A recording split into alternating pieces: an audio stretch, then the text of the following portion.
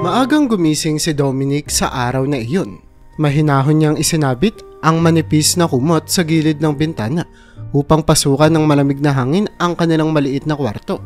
Sa kabilang gilid ng silid, ang dalawa niyang nakababatang kapatid na babae ay mahimbing pang natutulog, magkayakap sa iisang banig na nakalatag sa sahig.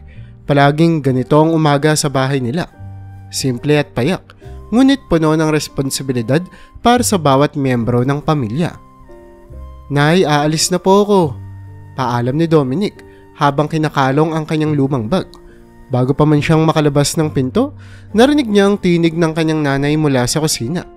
Naglalaba ng mga basahan na ipagbibili sa palengke. "Mag-iingat ka, Dom. Uminom ka muna ng gatas bago ka pumasok," sagot ng nanay niyang si Aling Marta, na bagamat pagod sa maagang gawain ay nagawang ngumiti pa rin sa anak.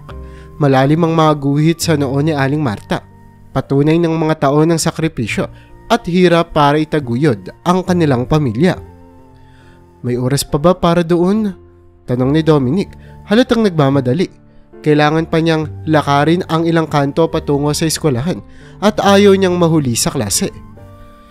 "Oo naman, hindi ka pwedeng lumakad ng walang laman ng tiyan mo. Huwag ka mag-alala, ako na ang bahala sa mga kapatid mo dito," patuloy ni Aling Marta habang kinukuha ang isang basong puno ng gatas mula sa maliit na mesa. "Nasa kwarto pa ang tatay mo, pagod siya sa trabaho kagabi," dinagdag pa niya, halatang may malalim na pag-aalala sa tinig. Hindi umimik si Dominic. Alam niyang palaging pagod ang kanyang tatay, si Mang Arman, na isang kargador sa pier. Madalas itong umuuwi ng hating gabi, lasing at bugbog sa trabaho, puno ng pasanin sa buhay. Mahirap ang kanilang kalagayan, ngunit hindi ito naging dahilan para magreklamo si Dominic. Masipag siyang mag-aral. Nagsusumikap upang makaahon sila balang araw sa kahirapan. Pagkatapos ubusin ng gatas, humalik si Dominic sa pisngi ng kanyang nanay at lumabas ng bahay. Sa kanyang isip, palagi niyang iniisip na balang araw makakatulong din siya sa pamilya nila, tulad kung paano siya nag-aalaga ngayon sa mga kapatid niyang sina Marian at Lily. Sa kanyang paglalakad, sumagi sa kanyang isip ang kanyang kuya, si Joel. Noon, malapit sila ni Joel. Palaging nakangiti ang kuya niya tuwing sabay silang naglalaro sa bakuran. Ngunit ngayon, magkaibang Joel na ang nakikita niya. Nang tumigil ito sa pag-aaral noong third year high school, nagbago ang lahat. Natuto itong makipagbarkada sa mga pasaway at natutong uminom at magbisyo. Isang hapon, nang bumalik si Joel mula sa isang gabi ng kalokohan, nabunggo ito ni Mang Arman. Galit na galit ang kanilang tatay. Hinarap si Joel sa harap ng buong pamilya. "Kung hindi mo aayusin ang buhay mo, mapapariwara ka," sigaw ni Mang Arman. Nanginginig ang kamay nito, ngunit halatang pigil ang galit. "Anong magagawa ko, tay?" galit din na sagot ni Joel. Hindi nagpapatalo. "Nasa hirap tayo. Anong kinabukasan ang makukuha ko dito? Palagi na lang tayong nangangapas sa dilim." Isanara nito ng malakas ang pinto ng kanilang bahay at hindi na muling bumalik mula noon. Naiwan si Dominic na tuliro. Tinitingala niya ang kanyang kuya, ngunit nang maglayas ito, nag-iwan ito ng malalim na sugat sa kanilang pamilya. Mula noon, si Dominic ang nagdala ng mas mabigat na responsibilidad. Siya ang nagsilbing haligi ng mga nakababata niyang kapatid at mas lalo siyang nag-ukit ng pangarap na makatapos ng pag-aaral. Pagsapit niya sa eskwelahan, nakikipagtagpo siya sa kanyang mga kaklase. At tulad ng dati, nagbiro si Roland, ang kanyang matalik na kaibigan. "Uy Dominic, mukhang puyat ka. Nag-review ka na naman ba buong gabi?" biro ni Roland habang nilapitan siya. "Nag-review ng konti, pero mas mahirap palang mag-alaga ng dalawang bata," sagot ni Dominic, halatang ngiti sa kabila ng pagod. Alam niyang matagal nang naiinggit si Roland sa kanya dahil sa kakayahan niyang balansehin ang pag-aaral at ang responsibilidad sa pamilya. "Minsan nakakapagod din," dugtong ni Dominic. "Pero kailangan para sa kinabukasan namin," sumang-ayon si Roland, sabay tapik sa balikat ni Dominic. "Ikaw na talaga, Dom. Sana lahat ng tao may ganyang determinasyon katulad sa'yo." Sa buong araw na iyon, nagpatuloy ang klase tulad ng dati. Ngunit sa likod ng mga ngiti at masasayang pag-uusap, mabigat pa rin sa dibdib ni Dominic ang mga iniwang tanong ni Joel. Anong kinabukasan ang naghihintay sa kanila sa gitna ng kahirapan? Sa bawat araw na lumilipas, lalong nagiging mabigat ang responsibilidad sa balikat ni Dominic. Alam niyang hindi siya maaaring magpabaya sa pag-aaral dahil siya na lang ang inaasahan ng kanilang pamilya. Ang mga simpleng araw na ginugugol niya sa eskwelahan ay puno ng kaba at pag-aalala. Hindi para sa sarili, kundi para sa mga kapatid at magulang niya. Minsan habang nag-aaral sa ilalim ng maliwanag na ilaw ng kanilang lampara, naririnig niya ang mahihinang usapan ng kanyang mga magulang sa kabilang kwarto. "Ano bang gagawin natin, Marta?" tanong ni Mang Arman. Mababa at may halong pag-aalala ang boses nito. "Wala pa ring balita si Joel. Hindi ko alam kung buhay pa ba yun o..." "Huwag mong isipin na patay na siya," pagpuputol ni Aling Marta. Habang pinipilit iwaksi ang anumang masamang haka-haka. "Baka naman bumalik din siya, dala ng konsensya. Kailangan natin ng lakas ng loob, lalo na para sa mga bata. Si Dominic na lang ang natitirang pag-asa natin." Tumigil si Dominic sa pag-aaral at tahimik na nakinig. Narinig niyang bumuntong hininga ang kanyang nanay. Alam niyang mahal na mahal siya ng kanyang mga magulang. Pero mabigat din sa kanyang dibdib ang katotohanang inaasahan siya para sa lahat. Hindi madali ang kanyang pinagdadaanan, lalo na't alam niyang kailangan niyang doblehin ang pagsusumika, hindi lang para sa sarili, kundi pati na rin sa kinabukasan ng kanilang pamilya. Napatingin siya sa litrato ng kanilang pamilya na nakasabit sa dingding. Kumpleto pa sila noon, bago pa man nagbago ang takbo ng kanilang buhay. Naalala niya ang mga panahong buo pa ang kanilang samahan. Kahit hindi sila mayaman, masaya sila. Kinabukasan sa eskwelahan, mas inisip niyang mag-focus sa mga leksyon. Nagpatuloy siya sa kanyang ginagawa. Ipinagpatuloy ang pag-aaral at pilit nililibang ang sarili sa mga aklat at leksyon. Kapansin-pansin din sa kanyang mga guro na talagang determinado siya sa kanyang pag-aaral, kaya't madalas siyang purihin. Ngunit kahit may mga papuri, hindi pa rin mawala sa isipan ni Dominic ang bigat ng responsibilidad na nakaatang sa kanya. Pagka-uwi niya ng bahay isang araw, nadatnan niyang nakaupo ang kanyang tatay sa labas. Tila malalim ang iniisip. Lumapit siya rito at umupo sa tabi ng kanyang tatay.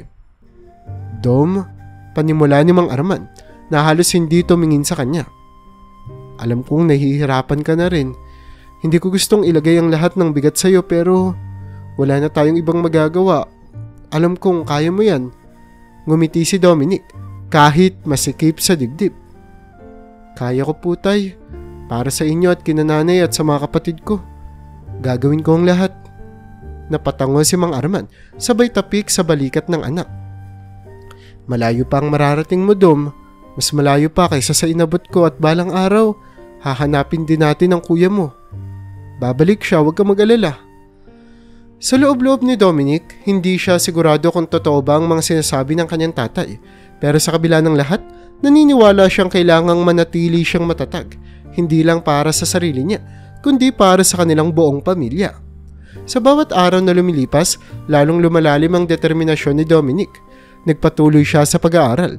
Sa kabila ng lahat ng hirap at pagsubok, alam niyang kailangan niyang maging matatag kahit sa kanyang murang edad. Dahil ang kanilang pamilya ay nakaasa sa kanya para sa isang mas maliwanag na hinaharap. Pagkatapos ng high school, tahimik na tinanggap ni Dominic ang katotohanan na hindi na siya makakapagpatuloy sa kolehiyo. Sa kabila ng kanyang mga pangarap at ambisyon, mas nauuna para sa kanya ang kapakanan ng kanyang pamilya, lalo na ang pag-aaral ng kanyang mga nakababatang kapatid. Hindi na bago sa kanya ang sakripisyo at dahil dito, mas ginanahan pa siyang maghanap ng trabaho upang makatulong. Naging cashier si Dominic sa isang convenience store malapit sa kanilang lugar. Simple lang ang trabaho. Nagsisimula siya ng alas 7 ng umaga at natatapos bandang hapon. Bawat araw, kinikilala niya ang mga regular na customer at natutunan ng mga sistema ng tindahan. Kahit na minsan ay nauulit-ulit na ang ginagawa niya, iniisip ni Dominic na ito ang makakabuti sa kanila. Nakakatulong siya sa kanilang pamilya at yon ang mahalaga. "Dom, kumusta ang trabaho?" tanong ng kanyang tatay isang gabi habang naghahapunan sila. Ang mesa nila ay puno ng simpleng pagkain, kanin at ulam na galing sa palengke. "Okay naman, tay, nakakaraos po kahit papaano," sagot ni Dominic habang humihigop ng sabaw. Pagod siya mula sa buong araw na pagtatrabaho, ngunit hindi ito ay pinapakita sa kanyang pamilya. Kailangan ka pa bang mag-overtime? Tanong ni Aling Marta habang hinihimay ang ulam para sa mga bata. Paminsan-minsan, Nay, tugon ni Dominic. Pero ayos lang, mas mabuti na yun, mas maraming maiuuwi. Napatingin siya sa kanyang mga kapatid na sina Marian at Lily na parehong masaya habang nagkwekwentuhan tungkol sa kanilang eskwela. Pinag-uusapan nila ang mga bagong kaibigan, mga proyekto at ang mga natutunan nila sa araw na iyon. Ramdam ni Dominic ang saya sa kanilang mga boses at sa kabila ng lahat ng sakripisyo, kontento siyang makita na masaya ang mga kapatid niya. Kuya, salamat po ha, biglang sabi ni Marian, ang nakababata niyang kapatid na nasa ika-6 na baitang. Kasi po kung wala ka, hindi kami makakapag-aral ng ganito. Mag-aaral kami ng mabuti, promise kuya. Oo nga kuya, sabat naman ni Lily na nasa ika-4 na baitang. Gusto ko pong maging doktor para balang araw ako naman ang tutulong sa inyo. Ngumiti si Dominic, bagamat masikip ang dibdib, ipinilit niyang maging masaya sa kanilang mga pangarap. Ngunit alam niyang hindi madaling marating ang mga ito. Pero sa kabila ng lahat, umaasa siyang balang araw, mas gagaan ang kanilang buhay. Habang nagpatuloy ang mga buwan, naging bahagi na ng araw-araw na buhay ni Dominic ang pagtatrabaho sa convenience store. Ginagawa niya ang lahat upang maitaguyod ang pangangailangan ng pamilya. Pagbayad ng kuryente, tubig at pang-araw-araw na gastos sa bahay. Sa tuwing may sahod, iniipon niya ang natitira upang madagdagan ang pambaon ng kanyang mga kapatid. Alam niya kung gaano kahalaga ang edukasyon para sa kinabukasan nila. Isang gabi, habang nag-aayos siya ng mga paninda sa tindahan, nakatanggap siya ng tawag mula sa kanyang nanay. Dom, pwede ka bang umuwi agad pagkatapos ng trabaho mo? Tanong ni Aling Marta, halatang pag-aalala sa boses nito. Bakit Nay, may nangyari po ba? Tanong ni Dominic, biglang kinabahan. Si tatay mo nagkasakit. Hindi ko alam kung anong gagawin, baka kailangan nating dalhin siya sa ospital. Pagkatapos marinig ang mga salitang iyon, mabilis na nagpaalam si Dominic sa kanyang supervisor at umuwi ng walang pag-aatubili. Nang makarating siya sa kanilang bahay, nadatnan niya ang kanyang tatay na nakahiga sa kama. Namumutla at halos hindi makagalaw. Huwag kang mag-alala tay, dadalhin kita sa ospital, sabi ni Dominic, hindi pinapakita ang sariling kaba habang kinakausap ang kanyang tatay. Nagpatuloy ang buhay nila sa ganitong takbo. Sakripisyo, trabaho at pag-asa. Sa kabila ng lahat ng pagsubok, nanatili si Dominic bilang haligi ng kanilang pamilya at patuloy niyang tinutulungan ng kanyang mga kapatid na abutin ang kanilang mga pangarap. Sa puso niya, alam niyang balang araw magkakaroon din ng katuparan ang mga pangarap na iniwan niya para sa kanyang pamilya.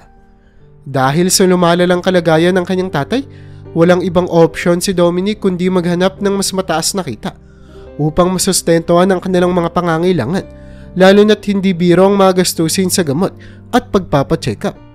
Sa kabila ng pagod mula sa trabaho sa convenience store, hindi siya tumigil sa paghahanap ng ibang mapagkakakitaan. Nabalitaan niya mula sa mga kakilala ang tungkol sa mga call center agency na nag-hire malapit sa kanila. Sinabi nilang malaki ang sahod at pwede siyang matanggap kahit wala pang karanasan. Isang gabi pag-uwi niya mula sa tindahan, kinausap niya ang kanyang nanay tungkol sa plano niya. Nay, bala ko pong subukan mag-apply sa call center, sambit ni Dominic habang naglalabas ng kanin mula sa maliit nilang lutuan. Mas malaki daw po ang sahod doon. Kailangan ko na pong kumita ng mas malaki lalo na sa mga gamot ni tatay. Nag-aalala si Aling Marta, ngunit alam niyang wala siyang magagawa kundi suportahan ng anak. Sigurado ka ba, Dom? Ang shift nila kadalasan gabi. Hindi ka ba mahihirapan? Mahirap po talaga, Nay, pero kakayanin ko. Kailangan natin gawin to lalo na ngayong hindi na makakapagtrabaho si tatay. Tugon ni Dominic. Alam niyang masakit para sa kanilang lahat ang makita si Mang Arman na walang magawa dahil sa kanyang sakit. Kaya't kahit gaano kahirap ang trabaho, para kay Dominic, walang mas matinding saya sa kalusugan ng kanyang tatay at kinabukasan ng kanyang mga kapatid.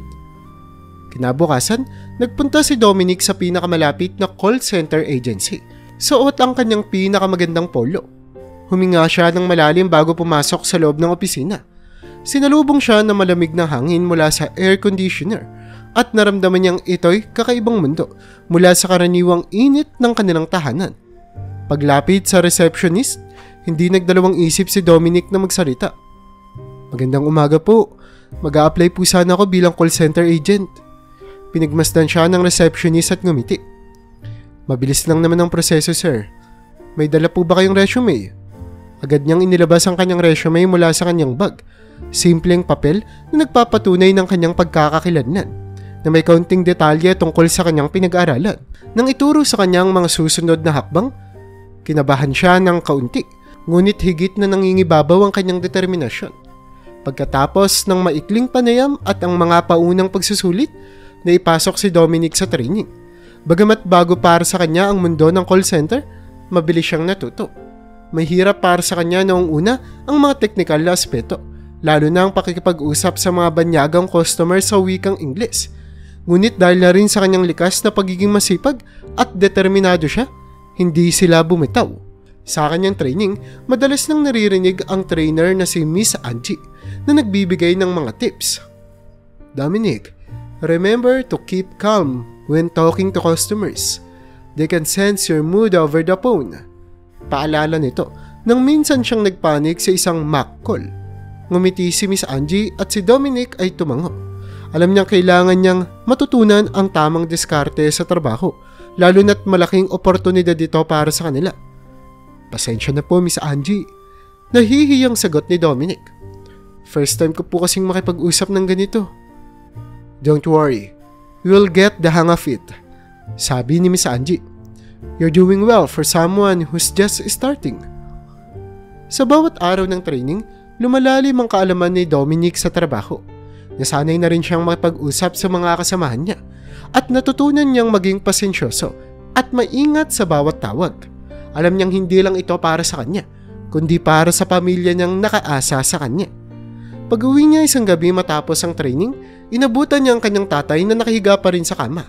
Ngunit masaya dahil sa balitang natanggap na si Dominic sa trabaho.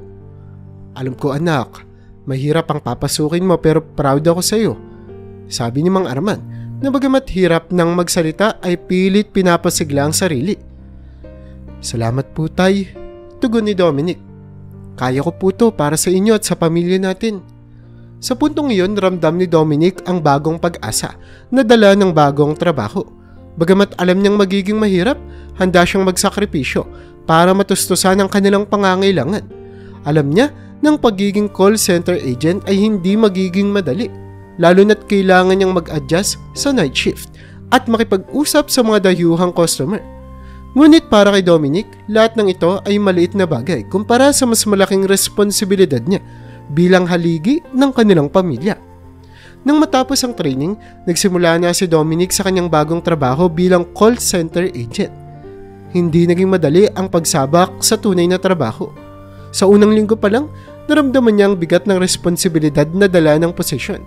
Kailangan niyang maging mabilis sa pag-iisip, mahusay sa pakikipag-usap sa mga banyagang customer, gamit ang salitang Ingles, at higit sa lahat, maging pasensyoso sa harap ng mas madalas na reklamo at galit na tinatanggap niya araw-araw. Madaling araw nang pumasok si Dominic sa opisina. Tahimik at malamig ang paligid, malayo sa init at ingay ng araw. Nakaupo siya sa kanyang cubicle, suot ang headset at naghihintay ng mga tawag. Sa bawat beep na naririnig niya, sumasalubong siya ng sagot na, "Good morning, sir. How may I help you today?" Ngunit madalas, ang balik sa kanya ay reklamo o hinaing ng isang galit na customer. "Can't you fix this already?" Galit na sigaw ng isang customer mula sa kabilang linya. Halos wala na siyang maintindihan sa bilis ng salita ng kausap at nagsimula ng kabahan si Dominic. "Sir, I understand your frustration. Let me check the issue and..." "Don't tell me to wait! I've been on hold for 20 minutes!" Patuloy na sigaw ng customer, dahilan para bumilis na naman ang tibok ng puso ni Dominic. Tiniis niya ang ganitong mga sitwasyon, araw-araw. Ngunit sa kabila ng hirap at pagod, hindi siya nagreklamo. Alam niyang mas mataas ang sahod dito kumpara sa convenience store at ang perang kinikita niya ay ang sumusuporta sa gastusin ng pamilya. Ang mga sahod ay madalas na naaantala. Minsan ilang araw bago niya makuha, ngunit natutunan niyang tiisin ito dahil mas mahalaga sa kanya ang pangmatagalang tulong na maibibigay niya. Ang mga kasama ni Dominic sa trabaho ang naging sandigan niya sa mga panahong parang gusto ninyang sumuko. Si Carla, isang ina na halos kasing edad ng kanyang nanay, ay nagturo sa kanya ng mga diskarte kung paano pakalmahin ang magalit na customer. Alam mo Dominic, huwag mong damdamin masyado, ganyan talaga sila minsan. Pero tandaan mo, hindi sila sa'yo galit, kundi galit sila sa problema nila. Sabi ni Carla isang gabi habang nagkakaroon sila ng kaunting break. Nakatulong ang mga payo ni Carla sa kanya. Unti-unti, natutunan ni Dominic na huwag masyadong dalhin ang galit ng mga customer sa kanyang damdamin. Napansin din niya na ang kanyang mga kasamahan, kahit magkakaiba ng edad at pinagmulan, ay nagtutulungan at nagpapalakasan ng loob. Ang ilan sa kanila tulad ni Roland na kasing edad lang ni Dominic ay nagsilbing barkada niya sa opisina. Kapangalan din kasi ito ng dati niyang kaibigan. Nakakatuwa ang grupo nila dahil kahit na seryoso ang trabaho, may mga pagkakataon pa rin nagtatawanan sila upang mabawasan ang bigat ng kanilang mga trabaho. Alam mo Dom, minsan hindi ko na rin alam kung bakit ko pa ito ginagawa. Pabirong sabi ni Roland. Minsang sabay silang nagkape sa pantry. Pero kapag naisip ko ang pamilya ko, hindi ko talaga magawang sumuko. Tumango si Dominic, nakangiti ngunit pagod. Pareha tayo. Para na rin sa pamilya ko lahat ng to eh. Ang mga kasamahan ni Dominic ay tila pamilya na rin niya sa opisina. Si Tita Maring, isang babaeng may 4 na anak at matagal nang nagtatrabaho sa call center, ay lagi siyang kinakamusta at tinatanong kung nakakain na siya o kung nakapagpahinga na. Si Danny, isang veteranong agent na malapit nang magretiro, ay tinuruan siya ng mga shortcut sa sistema upang mas mabilis na matapos ang mga tawag. Kahit gaano pa kahirap ang trabaho, sa bawat pag-uwi ni Dominic, masaya siyang nakikita ang kanyang pamilya. Pagdating niya sa bahay, madalas siyang salubungin ng kanyang mga kapatid, lalo na ang bunso nilang si Lily. Kuya, anong pasalubong mo? Tanong ni Lily na laging may ngiti sa muka. Naku, wala akong dala ngayon Lily. Natatawang sagot ni Dominic, bagamat pagod ay pilit pa rin umingiti. Pero sa susunod, bibigyan kita ng tsokolate ha? Nakangiti si Lily habang yakap siya ng mahigpit. Okay lang yun kuya, basta nandito ka. Ang mga simpleng ganitong sandali ang nagbibigay ng lakas kay Dominic. Alam niyang hindi madali ang buhay, ang mga pagsubok, pagod at minsan pa'y kawalan ng tamang sweldo ay sumasakit sa kanya. Pero sa likod ng lahat ng ito, ang kanyang pamilya at ang mga pangarap ng kanyang mga kapatid ang nagpapatuloy sa kanya. Tulad ng lagi niyang iniisip, lahat ng hirap ay para sa kanila. Unti-unting nagbago ang mga araw ni Dominic sa call center nang makilala niya ang babaeng si Samantha. Isang umaga, habang sila'y abala sa paglilipat ng mga tawag, biglang bumungad si Samantha, isang dalagang masayahin at punong-puno ng enerhiya. Nakaupo ito sa harap niya at habang abala si Dominic sa kanyang trabaho, bigla itong bumati. Uy Dominic, bakit parang lagi kang seryoso? Tanong ni Samantha sabay ngiti. Mukha kang laging puyat o pagod. Chill ka lang, baka magmukha ka namang matanda bago ka mag-30. Napatigil si Dominic at tumingin sa kanya. Hindi siya sanay sa mga ganong klase ng papansin, lalo na't halos lahat sa trabaho ay abala sa kanilang ginagawa. Ngunit kakaiba si Samantha, tila walang bagay na kayang bumagabag sa kanya. Confident ang kilos niya at parating may dalang kasiyahan sa bawat galaw. Nagulat si Dominic sa pagiging komportable nito. Ay, ganito lang talaga ako kapag nagtatrabaho. Sagot ni Dominic habang pilit na tinatago ang kanyang kaba. Masyado lang akong focus. Focus ha? Pabirong sabi ni Samantha, sabay ngiti ng malandi. Well, kailangan din nating mag-enjoy minsan, Dominic. Masyado kang seryoso. Gusto mo, samahan kita mamaya sa break para naman ma-relax ka kahit sandali lang. Napaisip si Dominic. Hindi siya sanay na pinapansin ng mga katrabaho, lalo na ng isang tulad ni Samantha na tila palaging buhay ng party. Ngunit hindi rin niya may tatanggi na may kakaiba sa dalaga. Ang masayahin nitong personalidad at ang galing niyang makipag-usap ay tila may halong misteryo na nagugustuhan ni Dominic. Lumipas ang mga araw at palaging kinukulit ni Samantha si Dominic sa tuwing magkikita sila sa opisina. Madalas na bumibisita ito sa kanyang cubicle, dala ang masasayang kwento mula sa mga party o mga gimmick na pinupuntahan niya. Naging palagay naman ang loob ni Dominic kay Samantha kahit pa alam niyang magkaiba ang kanilang mga mundo. Si Dominic tahimik at seryoso, habang si Samantha ay masayahin at palabiro. Pero sa kabila nito, mas lalo silang naging malapit sa isa't isa. Isang gabi matapos ang kanilang shift, sabay silang lumabas ng opisina. Dumaan sila sa isang maliit na cafe para maghapunan at dito nagsimulang maging bukas si Dominic tungkol sa kanyang buhay. Alam mo, hindi ko talaga hilig ang mga party. Simula ni Dominic habang kumakain ng pansit. Mas gusto kong nasa bahay lang, sa totoo lang. Kasama ang pamilya ko. Napangiti si Samantha. Alam ko, hindi ko nga alam kung paano mo kinakaya ang ganyang buhay eh. Pero gusto ko yun sa'yo, Dominic. Iba ka sa mga nakilala ko. Tahimik ka pero may laman ang sinasabi mo. Hindi katulad ng iba na puro party at inuman lang ang alam. Nagulat si Dominic sa sinabi ni Samantha. Hindi niya inakala na may ganoong pagtingin sa kanya ang dalaga.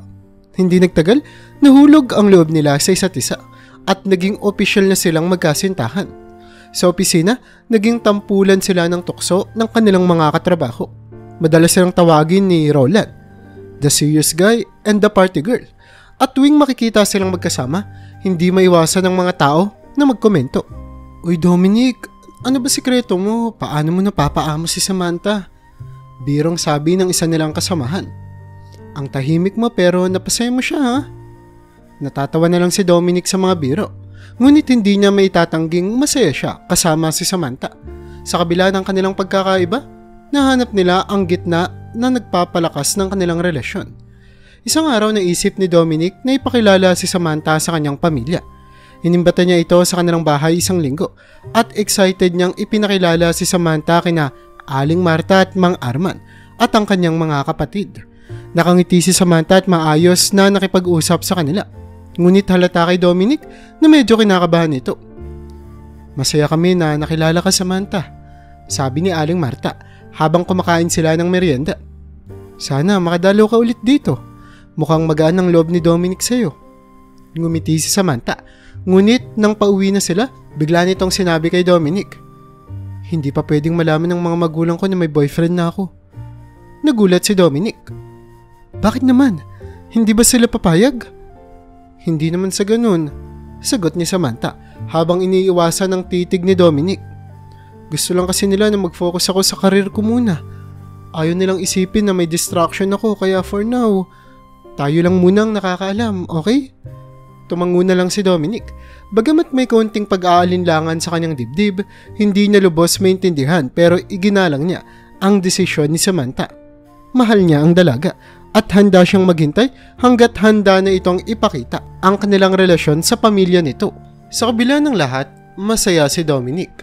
Sa wakas, hindi lamang mga kaibigan ang nahanap niya sa trabaho, kundi pati na rin ang isang taong nagbigay ng kulay at kasiyahan sa kanyang buhay. Si Samantha, na kahit magkaiba sila ng mundo, ay naging dahilan naman ng kanyang mga ngiti sa kabila ng mga pagsubok. Naging masalimuot ang relasyon ni Dominic at Samantha sa paglipas ng panahon. Sa simula, madalas silang magkasama. Masaya, punong-puno ng halakhak at walang pakialam sa mga bagay-bagay. Ngunit unti-unting lumitaw ang mga bagay na hindi nila pagkakasunduan. Si Samantha na dating masigla at palaging nasa mga club ay patuloy pa ring lumalabas kasama ang kanyang mga kaibigan, lalo na kapag may mga party o gimmick. Si Dominic naman, nalikas na tahimik at maingat, nagsimulang mabahala. Sam, hindi ba masyado nang madalas ang paglabas mo? Tanong ni Dominic minsang bumalik si Samantha mula sa isang late night party. Madilim na ang paligid at mukhang pagod si Samantha, ngunit halata pa rin ang saya sa kanyang muka mula sa kakatapos na pagdiriwang. Grabe ka naman, Dom, sagot ni Samantha sabay tawa. Kailan pa naging kasalanan ng mag-enjoy? Hindi mo naman ako kailangang pagbawalan. Hindi naman sa ganun, Sam, paliwanag ni Dominic, halatang nag-aalala. Baka kasi mapahama ka. Alam mo namang hindi ligtas ang mga ganitong oras, lalo na kapag galing ka sa mga club. Marami nang nangyayaring masama sa mga ganitong lugar. Biglang nagbago ang ekspresyon ni Samantha. Ang saya sa kanyang mukha ay napalitan ng inis. Kaya ko naman nalagaan ang sarili ko, Dominic. Hindi ako bata na kailangan mong bantayan palagi. Kung ayaw mong sumama, edi wag. Pero wag mo naman akong kontrolin. Tahimik na napabuntong hininga si Dominic. Alam niyang mahal niya si Samantha, pero hindi niya rin matiis na mag-alala para sa kaligtasan nito. Sa kabila ng kanilang mga hindi pagkakasunduan, mahalaga pa rin si Samantha para sa kanya. Kaya't kahit nagagalit si Samantha, pilit niyang inuunawa ito. Ilang beses na nilang napagdaanan ang ganitong uri ng pag-aaway. Madalas magtampo si Samantha kapag pinipigilan siya ni Dominic sa mga lakad. Ngunit sa huli ay naayos din ang lahat. Sa tuwing magkakaproblema sila, laging nagiging solusyon ng paghingi ni Dominic ng paumanhin, kahit hindi naman siya ang may mali. Ganoon niya kamahal si Samantha. Handa siyang isakripisyo ang kanyang nararamdaman para lang mapanatili ang kanilang relasyon. Pero isang araw, nagbago ang takbo ng kanilang buhay. Isang gabi, biglang nagmamadaling kinausap ni Samantha si Dominic matapos ang kanilang shift. Halata sa mukha ng dalaga ang kaba at takot. Nakaupo sila sa isang bench malapit sa kanilang opisina.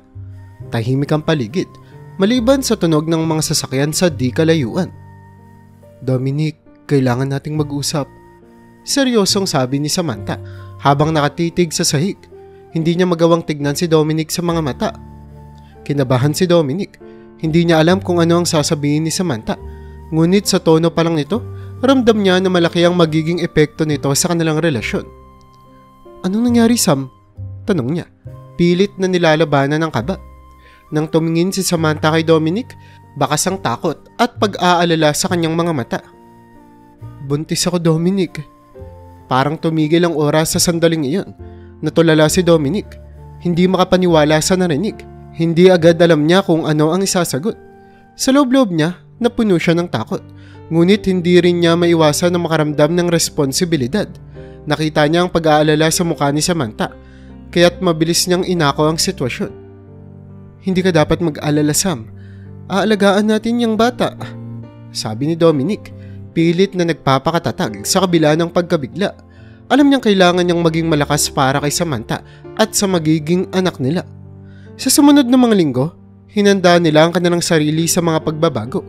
Nang sinabi nila sa mga magulang ni Samantha ang tungkol sa pagbubuntis nito, galit na galit ang mga ito kay Dominic. Si Mr. at Mrs. Vasquez, na pawang konserbatibo at istrikto, hindi makapaniwala na nangyari ito sa kanilang anak. Anong ginawa mo kay Samantha? Tanong ni Ginoong Vasquez kay Dominic. Hindi may tago ang galit sa kanyang boses. Hindi namin inaasahan na magiging ganito ang buhay ng anak namin dahil sa'yo. Tahimik lamang si Dominic. Hindi makasagot sa galit ng mga magulang ni Samantha. Alam niyang mali ang ginawa nila. Ngunit mas pinili niyang tanggapin ang lahat ng galit at paninisi. Alam niyang responsibilidad niya ito. Pasensya na po, sabi ni Dominic, pilit na nagpapakumbaba. Pero pinaninindigan ko po ang anak ninyo.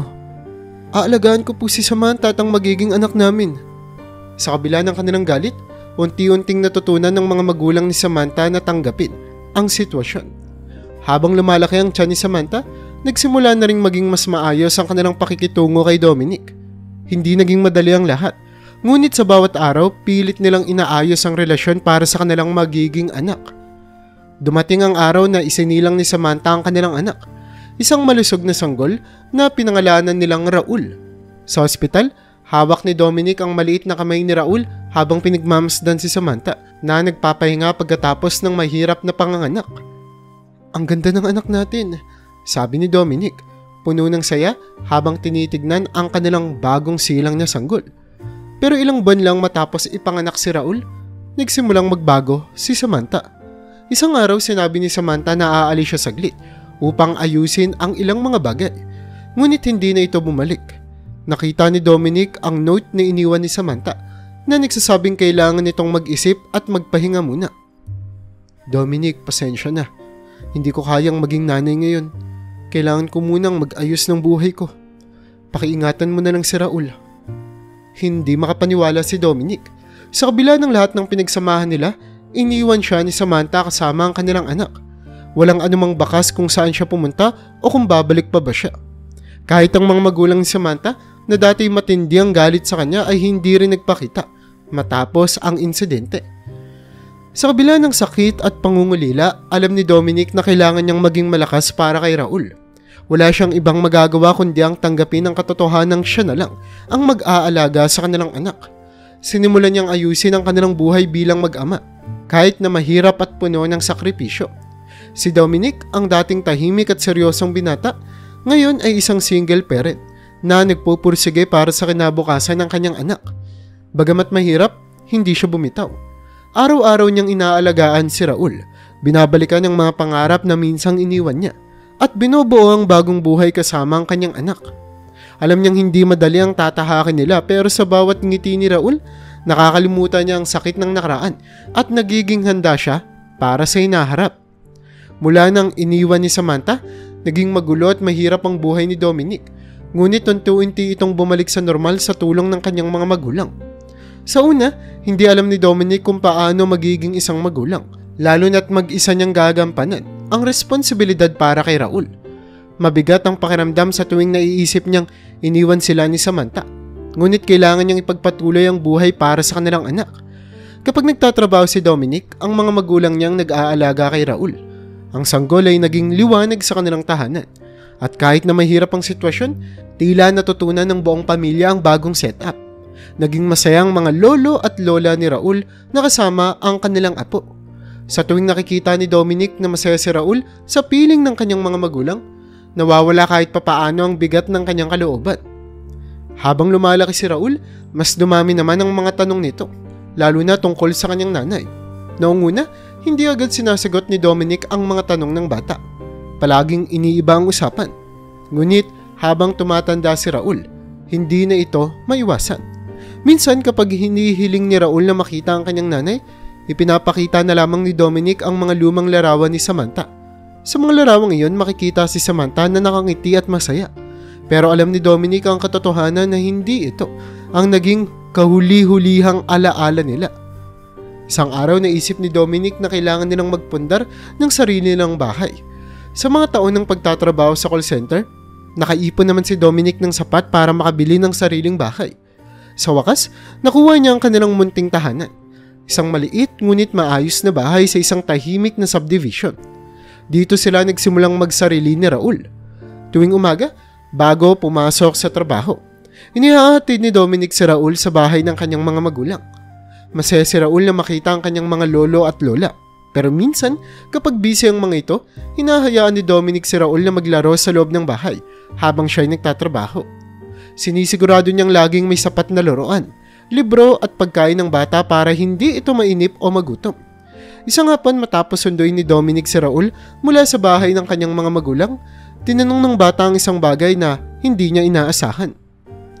"Papa, namimiss mo po ba si Mama?"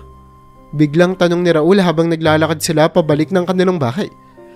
Minsan ay tinatanong ni Raul tungkol sa kanyang ina, ngunit ngayon may kakaibang lungkot sa boses nito. Saglit na natigilan si Dominic. Hindi alam kung paano sasagutin ang kanyang anak.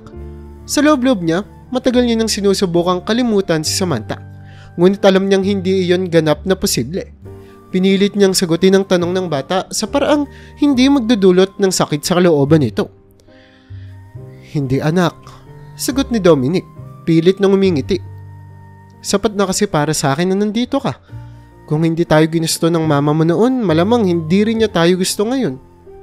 Tahimik si Raul pagkatapos ng sagot ng kanyang tatay. Walang imik ang bata. Nakatingin lang sa malayo habang hawak-hawak ang kamay ni Dominic. Ramdam ni Dominic ang bigat ng kanyang mga sinabi. Ngunit sa paniniwala niya, kailangan niyang maging tapat sa kanyang anak. Alam niyang darating ang araw na maiintindihan din ni Raul ang lahat ng pinagdadaanan nila. Pagdating sa bahay, patuloy na iniisip ni Dominic ang tanong ni Raul. Hindi niya inaasahan na ganoon kalalim ang pag-iisip ng bata tungkol sa kanilang sitwasyon. Sa likod ng kanyang isipan, naisip niya na baka hinahanap ni Raul ang pagmamahal ng isang nanay, isang bagay na hindi niya lubos na maibigay. Ngunit para kay Dominic, sa kabila ng lahat ng sakit at kawalan, naniniwala siyang kaya nilang itaguyod ang kanilang buhay na mag-ama lamang. Habang binabantayan ni Dominic si Raul na naglalaro sa sala, ramdam niyang mahaba pa ang daan na kanilang tatahakin. Ngunit sa bawat oras na lumilipas, mas tumatatag ang kanilang samahan. Alam niya naman na darating pa ang mga tanong mula sa kanyang anak, ngunit handa siyang harapin ang lahat ng iyon para sa batang si Raul. Isang hapon matapos sunduin ni Dominic si Raul mula sa bahay ng kanyang mga magulang, napansin niya na tila ba may malalim na iniisip ang bata. Habang naghahanda si Dominic ng kanilang hapunan, sinulyapan niya si Raul mula sa bintana ng kusina. Nakita niyang nasa bakuran ng bata, nakayuko at tila may hinuhukay sa lupa. Bahagyang napatigil si Dominic sa pag-igib ng tubig sa takore. Ngunit inisip niya na baka naglalaro lamang ang kanyang anak. Karaniwan na ang ganoong eksena tuwing hapon. Mahilig maglaro si Raul sa lupa at kadalasan nagsasama pa ito ng mga laruan niyang sundalo at robot. Nang bumalik si Dominic sa kanyang pagluluto, narinig niyang tila may ibinagsak si Raul sa hukay na hinuhukay nito. Saglit siyang napaisip at na-curious sa ginawa ng bata. Ngunit sa kasamang palad, biglang tumunog ang kanyang cellphone. Naputol ang pag-iisip ni Dominic nang makita niya ang pangalan ng kanyang boss sa screen. "Hello sir, ano pong kailangan ninyo?" tanong ni Dominic, pilit na nilalabanan ng kaba. Madalang siyang tawagan ng boss kapag hindi work hours, kaya't alam niyang mahalaga ang tawag na iyon. "Dominic, kailangan ka namin sa opisina ngayon.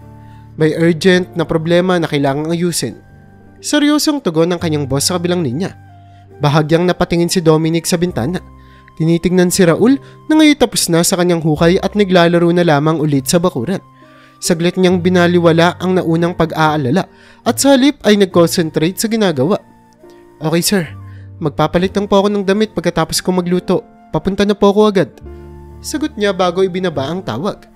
Nang matapos na ang tawag, binalikan ni Dominic ang pagluluto. Pinaigting niya ang kanyang pagluluto upang matapos agad at makabalik na sa opisina. Tumingin siyang muli sa bintana, ngunit ngayon ay hindi na niya makita si Raul sa bakuran. Sa kanyang isipan, bumalik ang tanong kung ano nga ba ang inihulog ng kanyang anak sa hukay kanina. Ngunit wala na siyang oras para suriin yun ngayon, lalo na't kailangan niyang bumalik sa trabaho. Matapos ang halos kalahating oras, natapos din sa wakas si Dominic sa pagluluto. Inihain niya ang pagkain sa hapag at tinawag si Raul na pumasok na mula sa bakuran. "Raul, kumain ka na. Papunta ako sa opisina saglit lang," sabi ni Dominic habang pinupunasan ang kanyang mga kamay. Tumingin ang batang si Raul sa kanya at tahimik na naupo sa hapag, tila wala sa sarili. Habang kumakain sila, tinawagan ni Dominic ang kanyang mga magulang upang sabihin silang bantayan muna si Raul habang wala siya. Nang makumpirma niyang papunta na ang kanyang nanay, mas kumalma na ang kanyang kalooban. "Anak, darating si lola mo, huwag kang aalis sa bahay ha. Maglaro ka lang dito habang wala si Papa," sabi ni Dominic habang inaayos ang gamit para umalis. "Opo, Papa," sagot ni Raul. Ngunit tila wala pa rin ito sa sarili. Nakatingin lang ito sa kanyang plato na para bang may malalim na iniisip. Bago umalis si Dominic, muling napatingin siya sa bakuran kung saan hinukay ni Raul kanina.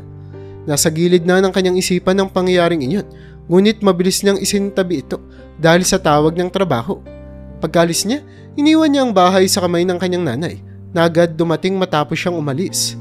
Sa kabila ng pag-aalala, inisip ni Dominic na ang mahalaga ay natustusan niya ang kanilang pangangailangan, lalo na ang para sa kinabukasan ni Raul. Ngunit hindi niya alam na ang simpleng hukay na iyon ay magdadala ng mas malalim at mabigat na tanong sa kanilang buhay. Higit pa sa inaakala niyang normal na paglalaro ng kanyang anak. Lumipas ang mga taon at tuluyan ng nagbinata si Raul. Hindi na muling nagtanong ang binata patungkol sa kanyang nanay at tila nakalimutan na rin ang kaganapan mula noong bata siya. Sa kanilang tahimik na buhay, masaya na sila Dominic sa kanilang kalagayan. Si Raul ay kasalukuyang nasa high school at matalino at masipag sa pag-aaral. Samantala, maganda na rin ang posisyon ni Dominic sa kumpanya, kung kaya't nagagawa niyang magtrabaho mula sa bahay. Dahil dito, nasubaybayan niya ang bawat hakbang ni Raul. Madalas na tinatanong ni Raul ang kanyang tatay, "Papa, mag-aasawa pa ba?" Kapag naririnig ito ni Dominic, laging ngiti lang ang isinasagot niya bago sumugot ng, "Hindi muna anak. Hintayin ko muna na maging independent ka kapag kaya mo nang tumayo sa sarili mong mga paa. Siguro, saka ko iisipin yan." Natutuwa si Raul sa tuwing naririnig ito dahil ramdam niya ang pagmamahal ng kanyang tatay. Sapat na para kay Dominic na magkaroon ng tahimik at masayang buhay kasama ang kanyang anak. Pero isang hapon, nag-iba ang daloy ng kanilang buhay nang biglang bumalik sa alaala ni Dominic ang isang matagal ng katanungan. Nasa eskwelahan si Raul nang maisipan ni Dominic na mag-exercise sa kanilang bakuran. Habang naglalakad-lakad siya sa lugar, napadpad siya malapit sa isang bahagi ng lupa kung saan noon ay nakita niyang naguhukay si Raul. Muling bumalik sa isip ni Dominic ang pagkakataong iyon at napuno ng tanong ang kanyang isipan. Ano nga kayang inilagay ni Raul dito? Tanong niya sa sarili. Hindi na siya nakatiis kaya't kinuha niya ang isang pala at hinukay ang lupa. Habang patuloy siya sa pag-uukay, tila may naramdaman siyang matigas na bagay sa ilalim ng lupa. Agad niyang inalis ang natitirang lupa at doon, sa ilalim ay nakita niya ang isang plastic na bag na puno ng mga papel at mga litrato. Nagulat si Dominic nang makita ang mga laman nito. Kinuha niya ang mga papel at sa kanyang gulat, mga liham ito ni Samantha, ang nanay ni Raul, na may nakasulat na para kay Raul. Kasama rin ang mga litrato ni Samantha na kasama ang batang si Raul noong sanggol pa ito. Sa mga liham, ipinaliwanag ni Samantha kung bakit niya iniwan ng bata at sinabi rin ito na gusto niyang bumuo ng bagong pamilya, kasama si Raul, kung kaya't gusto niyang sumama ang bata sa kanya. Agad na bumalik ang alaala ni Dominic tungkol kay Samantha. Hindi siya makapaniwala sa kanyang nakita. Hinintay niya ang pag-uwi ni Raul mula sa eskwelahan upang itanong kung alam nito ang tungkol sa mga liham at litrato. Nang makauwi si Raul, tinawag ito ni Raul at tahimik na iniabot ang mga papel at litrato. Hindi mapagsalita si Raul noong una, ngunit halatang nagulat ito sa mga bagay na nakita ng kanyang tatay. Anak, ano ito? Bakit hindi mo sinabi sa akin to noon? Tanong ni Dominic, halatang may halong gulat at kaba sa kanyang boses. Saglit na natigilan si Raul bago nagawang magpaliwanag. Papa, noong bata ako, pumunta si Mama sa eskwelahan namin. Nagpakilala siya sa akin sa mga litrato. Nakilala ko siya. Sinabi niya sa akin na may bago niya siyang pamilya at gusto niya akong isama sa kanila pero natakot ako. Hindi ako sumama. Sinabi ko sa kanya na kung pipilitan niya ako, magsusumbong ako sa teacher namin. Umalis siya pero bumalik siya ng ilang beses para ibigay ang mga liham na yan. Napuno ng lungkot at pag-aalala si Dominic sa narinig. Bakit hindi mo man lang sinabi sa akin? Tanong niya. Hindi maitago ang pag-aalala sa boses. Papa, bata pa ako noon, natatakot ako. Hindi ko alam kung paano sasabihin sa'yo, natakot ako na baka magalit ka o masaktan ka. Sagot ni Raul. Mababa ang boses at halatang naiiyak na. Dumami na yung mga liham, hindi ko na alam ang gagawin. Ayoko rin namang itapon. Kaya naisip kong ilibing na lang. Hanggang sa kalaunan, tumigil na rin si Mama sa pagpunta. Nakalimutan ko na rin ito, Papa, sa totoo lang. Tahimik na niyakap ni Dominic ang anak niya. Ramdam ang bigat na dinadala ng kanyang anak mula sa insidenteng iyon. Hindi niya napigilang sisihin ang sarili sa pag-aakalang dapat noon pa niya ito nalaman at siya na sana ang humarap sa sitwasyon. Raul, hindi mo dapat itinago ito. Ako dapat ang maharap sa mga bagay na ganito, hindi ikaw. Bata ka pa nun, hindi mo dapat pinoproblema ang ganitong mga bagay. Pero hayaan mo anak, ngayon alam ko na huwag kang mag-alala. Tapos na ang lahat ng iyon. Malumanay na sabi ni Dominic habang yakap-yakap si Raul. Pasensya na, Papa. Hindi ko sinasadya. Sabi ni Raul habang pinupunasan ang kanyang mga luha. Nagyakap ang mag-ama ng mahigpit at sabay nilang itinapon ng mga liham at litrato. Nangako silang wala nang itatago sa isa't isa, ano man ang mangyari. Mula noon, naging mas bukas ang kanilang samahan at mas tumibay ang kanilang relasyon bilang mag-ama sa kabila ng mga sugat ng nakaraan. Sa paglipas ng mga taon, naging mas malapit pa sina Dominic at Raul sa isa't isa. Nawala na ang takot ni Raul na magbukas ng kanyang nararamdaman sa kanyang tatay. At si Dominic naman ay naging mas maalaga at masayahing tatay. Sa kalagitnaan ng high school ni Raul, isang bagong yugtong dumating sa kanilang buhay nang makilala ni Dominic ang magulang ng isa sa mga kaibigan ni Raul, isang single parent na tulad niya. Si Mateo, ang matalik na kaibigan ni Raul, ay madalas pumunta sa kanilang bahay upang mag-aral at maglaro. Isang araw, napagpasya ni Raul na ipakilala ang kanyang tatay kay Aling Clara, ang nanay ni Mateo. Pareho silang magulang na nagtataguyod ng kanilang mga anak ng mag-isa, kaya naman mabilis silang nagkaintindihan. Noong unang pagkakataon na nagkita sina Dominic at Clara, ramdam na agad ni Raul na may kakaibang kislap sa mga mata ng kanyang tatay. Bagamat parehong tahimik noong unang usapan, naging komportable silang magkwentuhan tungkol sa mga karanasan nila bilang mga magulang. Nakita ni Dominic ang sipag at pagmamahal ni Clara sa pagpapalaki kay Mateo at ito'y humanga sa dalaga. Sa kabila ng kanilang pinagdadaanan bilang single parents, ramdam nilang pareho silang matatag at merong mas malalim na pangunawa sa isa't isa. Asiwaman si Raul noong una. Sa kalaunan, napansin niyang masaya ang kanyang tatay kapag nagkakasama sila ni Clara. Naging mas madalas ang pagkakataong magkasama ang dalawa at hindi nga nagtagal naging opisyal ang kanilang relasyon. Masaya rin si Mateo para sa kanyang nanay dahil matagal na niyang hinihiling na magkaroon ng katuwang ang kanyang nanay sa buhay. Nangyari ang pinakamasayang balita nang sinabi ni Dominic kay Raul na balak na nilang magsama sa iisang bahay. Hindi may tago ni Raul ang saya sa balitang ito, lalo na't itinuturing rin niyang kapatid si Mateo. Nak, mukhang matutupad na ang pangarap mong magkaroon ng kapatid. Biro ni Dominic habang kausap si Raul isang gabi. Hindi ko akalaking magiging totoo yan, Papa. Masayang sagot ni Raul, sabay yakap sa tatay. Magkasama na ngayon si Dominic, Clara, Raul at Mateo sa iisang bubong. Ang dating simpleng buhay nila ni Raul ay nagkaroon ng bagong kulay.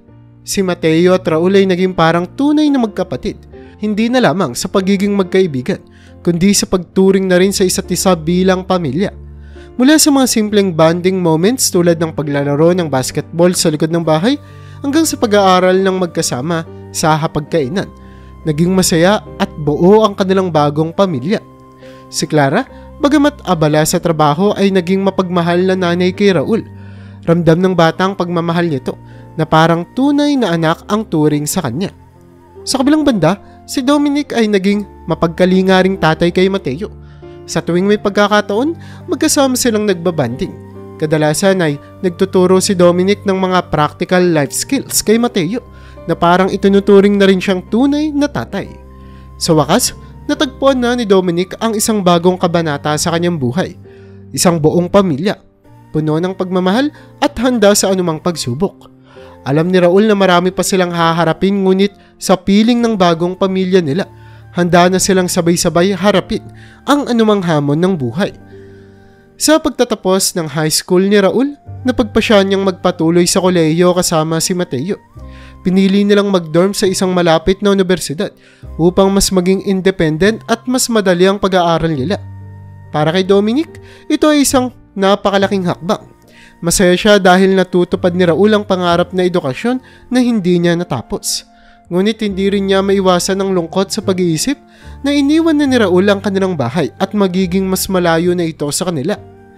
Isang umaga bago ang araw ng paglipat ni Raul at Mateo sa dorm, napansin ni Dominic ang lungkot sa kanyang muka habang naghahanda ng almusal.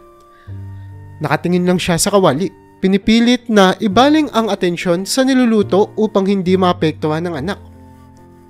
Papa, pangako po, babalik ako sa mga weekends, biglang sabi ni Raul habang nakatayo sa pintuan ng kusina.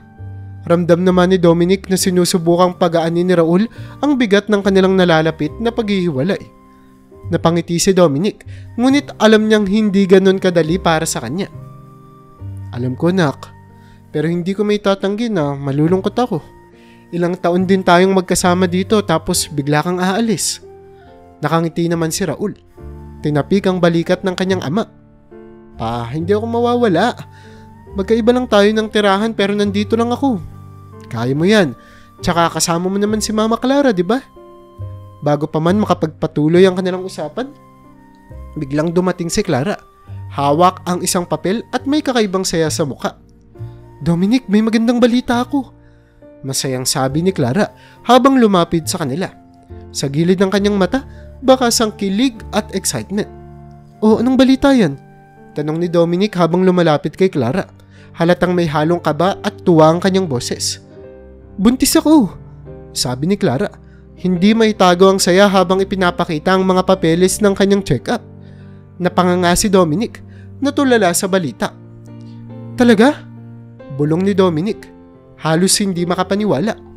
Nang bumalik siya sa realidad, bigla siyang niyakap ng mahigpit si Clara. Tila hindi pa rin lubos na may paliwanag ang kasiyahan na nararamdaman. Magkakaroon na tayo ng baby! Masaya rin si Raul sa narinig at sa Mateo na nasa sala ay tumakbo papunta sa kanila upang magbigay ng isang mahigpit na yakap. Ate Raul, magiging kuya ka na! Biro ni Mateo na nakangiti ng todo. Nagahalo ang damdamin ni Dominic. ang pagkawalay sa anak na si Raul ay biglang napalitan ng bagong sigla at pag-asa. Alam niyang habang unti-unti nang nagiging independent si Raul, bibigyan naman siya ng pagkakataon na muling maging tatay. Pero sa pagkakataong ito, hindi na siya nag-iisa. Kasama na niya si Clara, nakakatuwang niya sa lahat. Sa mga sumunod na araw, abala si Raul at Mateo sa paghahanda para sa kanilang paglipat sa dorm. Nakahanda na ang kanilang mga gamit at sa araw ng kanilang pag-alis, nagtipon ng buong pamilya sa kanilang sala. Si Dominic, bagamat may halong lungkot, ay puno ng pagmamalaki at saya. "Anak, tandaan mo," sabi ni Dominic habang iniaabot ang isang maliit na pabaon kay Raul. "Kahit gaano ka busy sa pag-aaral, alagaan mo ang sarili mo at higit sa lahat, laging manalangin at manatiling humble, ha?" Nakangiti si Raul habang tinatanggap ang pabaon ng kanyang tatay. "Pa, maraming salamat. Lahat ng ginawa mo para sa akin, hindi ko makakalimutan. Magtatagumpay ako para sa ating pamilya." Nagyakap silang mag-ama at sa pagkakataong iyon, naramdaman ni Dominic na ang kanyang anak ay hindi na ang dating batang kanyang inaalagaan. Si Raul ay isang binata na, handang harapin ang mundo. Pagkaalis ni Raul at Mateo, tahimik na naupo si Dominic at Clara sa balkonahe ng kanilang bahay. Tahimik silang nagkatinginan hanggang sa magbuntong hininga si Dominic. "Hindi ko akalaing ganito pala kabilis ang panahon," sabi ni Dominic habang hinahaplos ang kamay ni Clara. "Dati ako lang ang nag-aalaga kay Raul. Ngayon aalis na siya para mag-aral. Tapos magkakaroon pa tayo ng bagong baby." Ngumiti si Clara. Hinalikan ang kamay ni Dominic. "Hindi ka na mag-isa, Dom. Magkasama tayo ngayon at magkakaroon pa tayo ng bagong simula." Sa gabing iyon, habang tahimik na nakatingin si Dominic sa kalangitan, napagtanto niya ang kahulugan ng lahat ng pinagdaanan niya. Sa kabila ng lahat ng pagsubok, natutunan niyang ang bawat paghihirap ay may kapalit na ligaya. Nalaman niya na hindi lahat ng tao ay mananatili sa buhay mo. Ngunit bawat taong dumarating at bawat karanasang nararanasan mo ay may kaakibat na dahilan. Sa bawat pagtatapos, laging may bagong simula. At ang mahalaga, hindi na niya kailangang harapin ang mga ito ng mag-isa.